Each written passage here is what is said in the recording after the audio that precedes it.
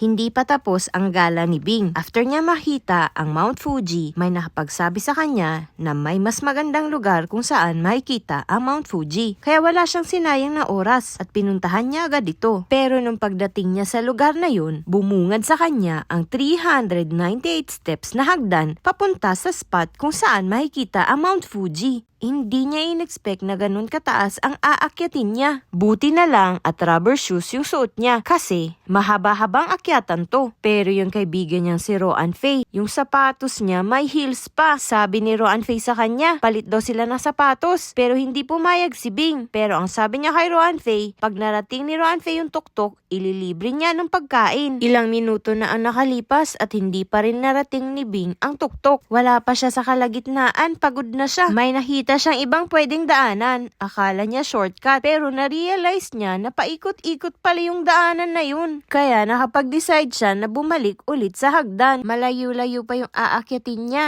pero hindi siya nawawala ng pag-asa kahit masakit na yung tuhod niya. Pero sa wakas, nakarating din siya sa isang spot na masisilip mo ang Mount Fuji. Dito na nag-uumpisa ang exciting part kasi malapit na siya sa tuktok. Natuwa naman si Bing nung makita niya ang 5-story pagoda kasi ang ibig sabihin nito malapit na siya. Ilang steps na lang ang gagawin niya para makita ang Mount Fuji. Nung makita ni Bing ang Mount Fuji, tuwang-tuwa siya. Worth it pala ang pagod niya. Nawala lahat ang sakit ng katawan niya nung makita niya ang napakagandang view ng Mount Fuji. Akala niya dati hanggang pangarap lang yun, pero nagkatotoo. Kaya, na-realize ni Bing na huwag tumigil mangarap kasi balang araw makakamit mo rin yun sa hinaharap.